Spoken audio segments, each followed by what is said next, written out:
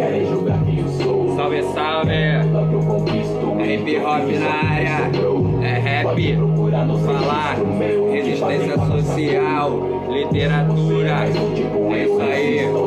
Júlio Stefano, cara sagaz e cascudo, direto do Andaraí. Tamo junto.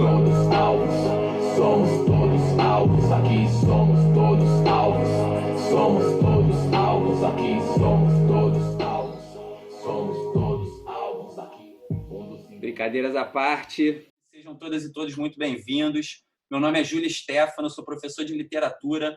Hoje é dia 28 de abril de 2020 e a gente vai falar aqui de literatura e resistência social. Esse vídeo ele começa a partir de uma provocação do meu amigo professor de geografia, Gregson, que ao ver o meu vídeo sobre o Lenine, onde eu analiso a música, o verbo e a verba, ele fez uma provocação e uma brincadeira, falando: olha, Júlio, gosto do Lenine, gosto da música que você analisou, mas para a gente falar de realidade brasileira, a gente precisa ouvir e falar sobre rap. Eu, na hora, aceitei a provocação dele e falei: então você pode me indicar uma música que eu vou fazer um vídeo sobre a música que você indicar. E aí ele trouxe a música Estereótipo, do Rashid. Primeira coisa para a gente falar sobre esse tema é justamente a gente entender o rap como uma manifestação de resistência social. O rap ele surge, e aí surge lá nos Estados Unidos, inserido dentro das manifestações do movimento negro norte-americano, ali nos anos 60, 70 e por aí, um fortalecimento grande de toda uma parte da sociedade norte-americana muito oprimida pela questão do racismo. Eles encontram no rap uma maneira de se fazerem ouvir, uma maneira de fazerem as suas vozes serem amplificadas. E, rapidamente, o rap vai assumindo esse posicionamento, um lugar onde as pessoas oprimidas socialmente podem se expressar. O rap vai se espraiar pelo mundo para ocupar esse lugar. Os outros povos do mundo, outras pessoas, enfim, esse mundo globalizado, vão se apropriar desse estilo musical, dessa estética, para apresentar as suas formas de se manifestar socialmente. E aí no Brasil isso não é diferente. Aqui no Brasil a gente tem um movimento muito forte do rap, inicialmente em São Paulo, mas depois pelo Brasil inteiro, e sempre ligado à ideia de uma voz de manifestação social, uma voz de crítica social, uma possibilidade de se dar voz a quem, historicamente, é silenciado pelas diversas maneiras que a sociedade tem de oprimir as suas vozes de contradição, de oprimir quem fala diferente dos discursos hegemônicos. E aí vamos pensar, já para mergulhar na música, vamos pensar aí como que a música traz essas reflexões para a gente, porque ela vai justamente falar desse estereótipo específico que acaba justificando uma série de mecanismos de opressão social. Então, o primeiro elemento para a gente abordar que a música traz é a violência policial. Você pensa, o policial ele deveria ser aquele que protege o povo, mas por motivos até históricos, a polícia ela acaba sendo muito mais uma forma de proteção das elites econômicas, financeiras, quase sempre brancas e, obviamente, não moradoras de periferia nem de favela. Então, a polícia, quando olha uma pessoa que é negra, ela já vai em cima. Se ela está dentro de uma favela, uma operação dentro de uma comunidade, dentro de um lugar de periferia, é muito diferente de quando há uma abordagem policial nas chamadas zonas nobres das cidades, ou enfim. Então, isso já é um fator determinante, isso está exposto de várias maneiras na música, seja através de menções diretas a exemplos,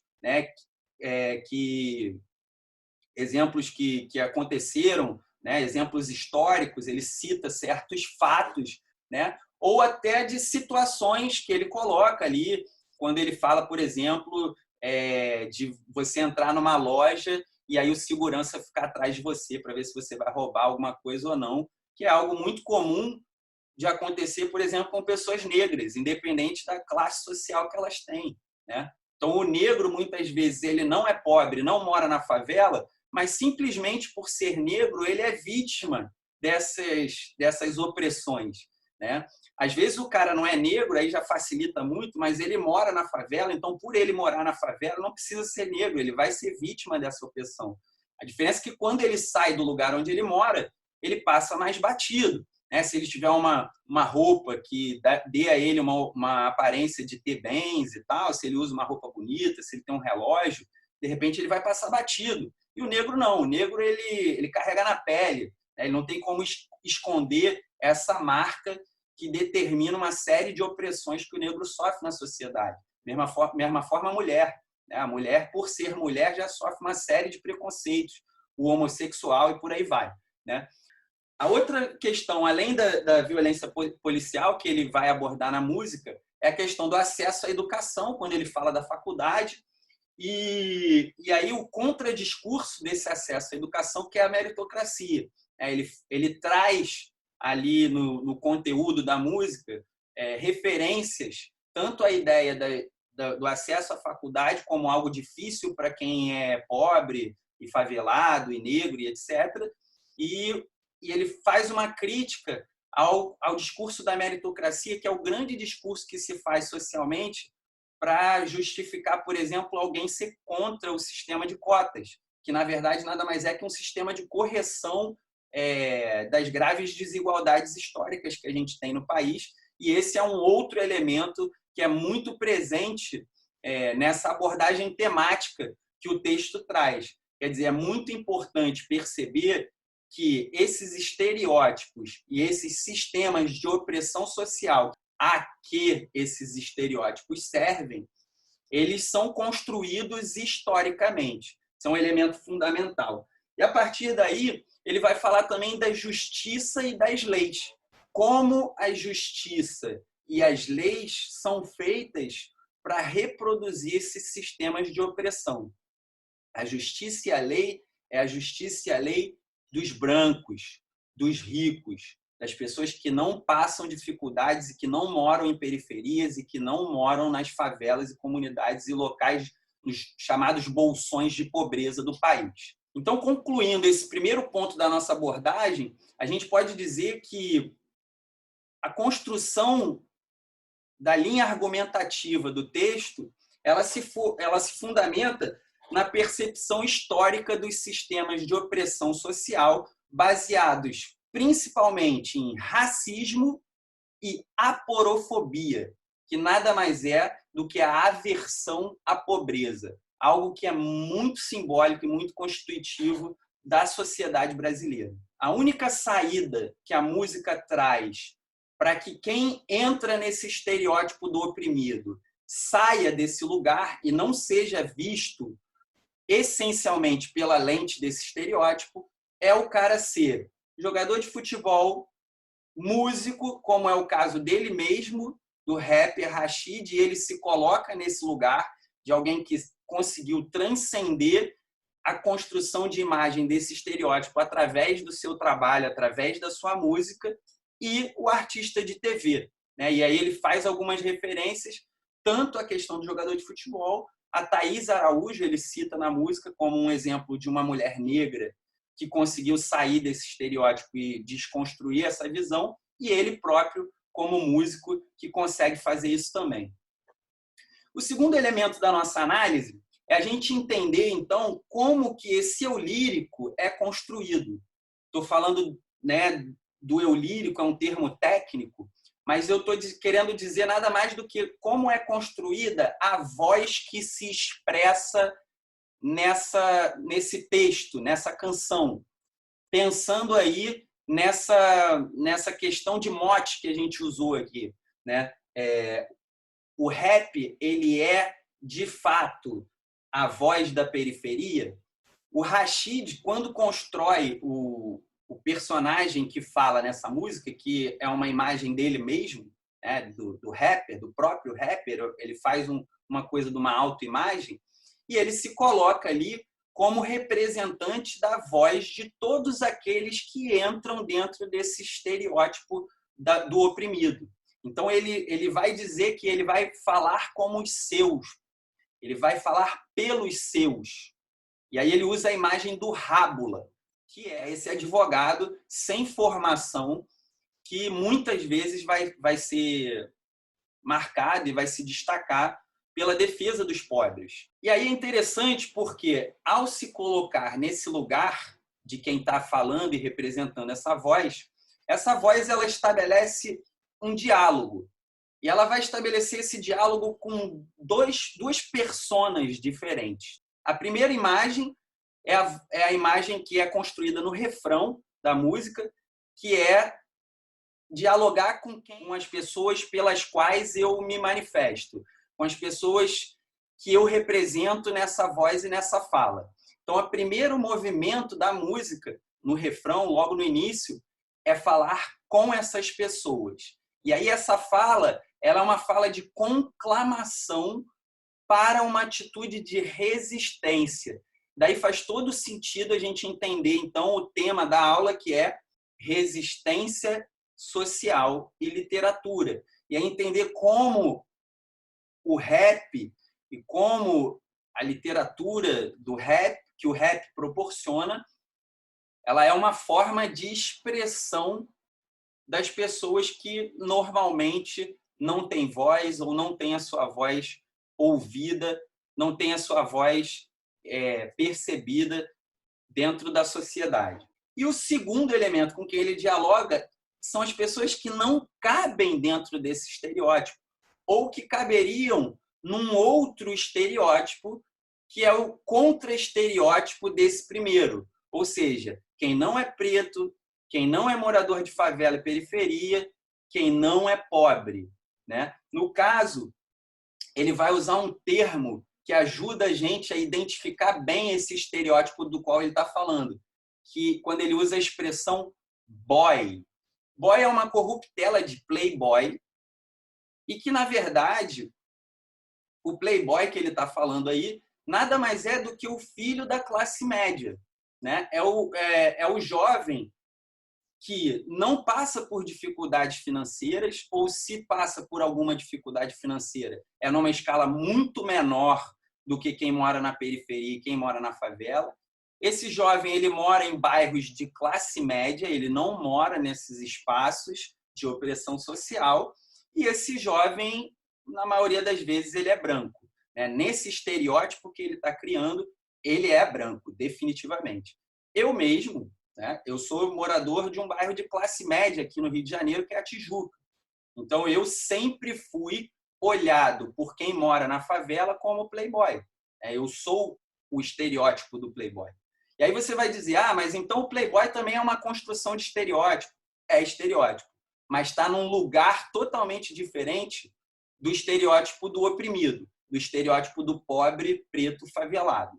Então, é muito importante a gente fazer essa distinção para não criar aqui falsos paralelismos. E aí, quando ele vai se dirigir a esse boy, é muito interessante, porque é num tom de dar uma lição de fato. É num tom de, cara, você nunca me escutou, então, já que você está ouvindo minha música, escuta a minha voz. E aí ele fala isso de uma forma assim, bem explícita dentro da música, que é o seguinte: conteúdo. Quer dizer, eu vou te trazer conteúdo. Me senti super representado nessa partezinha, conteúdo, porque é isso que eu quero trazer aqui, conteúdo. Então ele fala, conteúdo, boy, senta o rabo lá e me escuta. Quer dizer, fica quietinho e ouve o que eu tenho para dizer.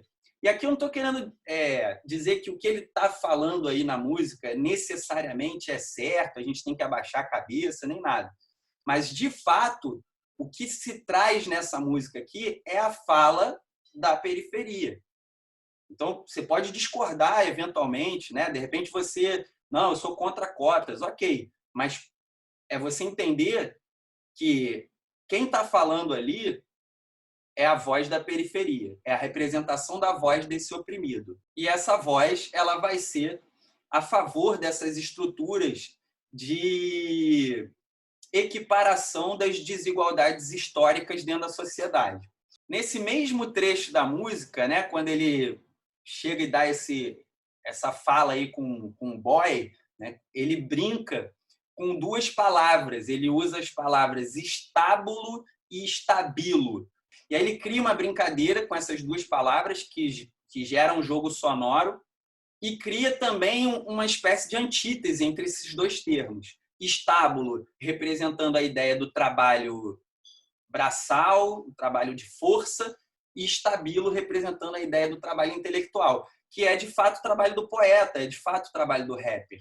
É o trabalho que ele traz ali e que ele propõe. Então, escuta a minha mensagem, né? É isso que ele está falando ali. Muito bacana. Terceiro elemento para a gente analisar é a própria estrutura do texto. Ele constrói, essencialmente, 3 movimentos melódicos dentro da música. O primeiro movimento é o refrão.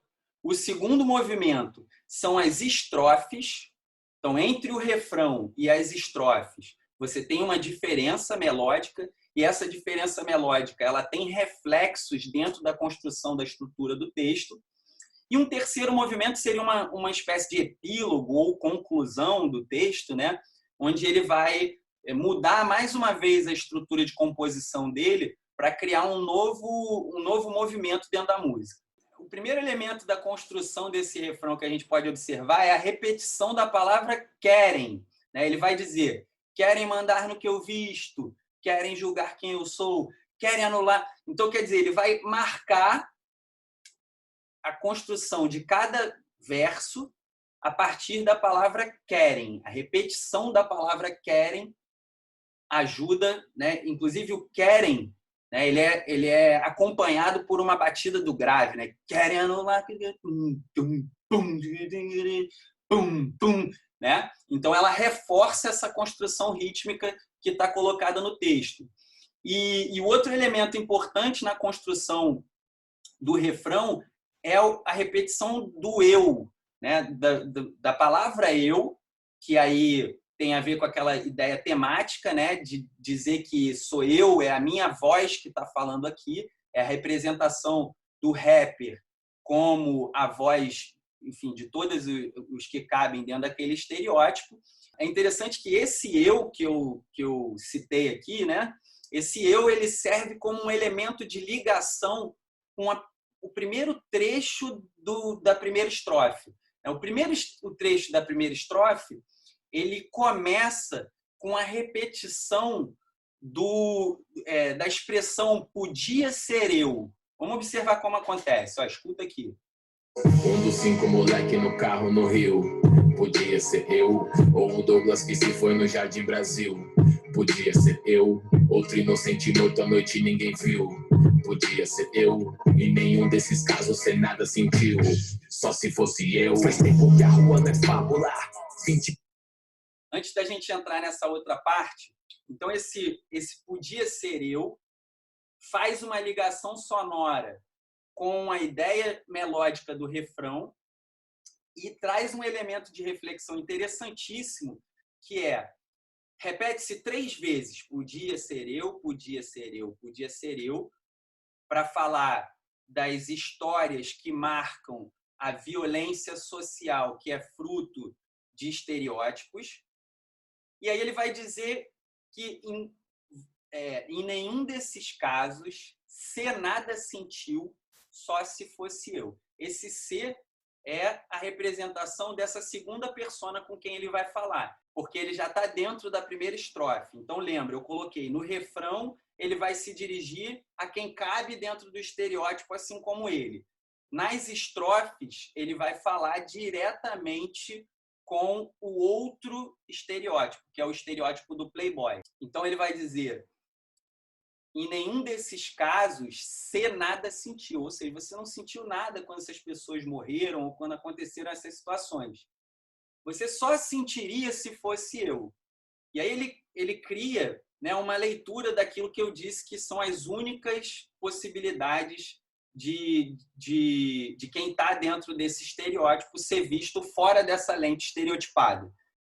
Veja, A palavra eu, a repetição da palavra eu e no refrão e a repetição da expressão podia ser eu no início da primeira estrofe criam essa linha de continuidade melódica que vai ser quebrada no meio da primeira estrofe com uma construção poética de muito brilho, né? Ele vai usar um jogo sonoro a partir das palavras, né? Um grupo de palavras ali muito interessante que é fábula, rábula, encabular, rabular, adular, confabular e cabular, junto com estábulo e estabilo, que a gente já comentou. Então, vamos ver como é que isso funciona. Vai. Eu percebo que a rua não é fabular.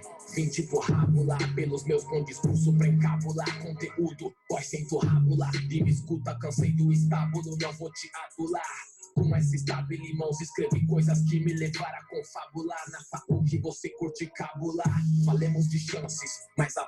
Muito bacana. Muito bacana essa maneira como ele consegue criar esse movimento a partir dessas palavras, né? Muito lindo.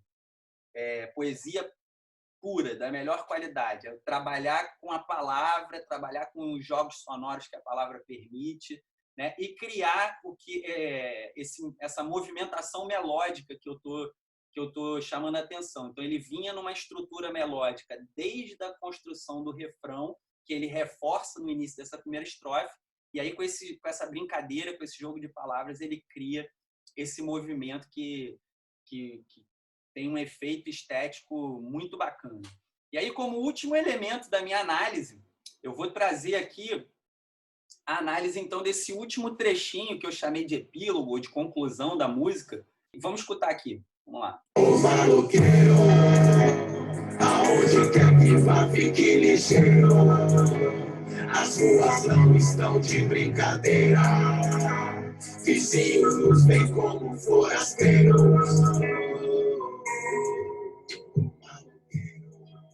E aí, muito interessante a gente observar, primeiro, essa palavra maloqueiro.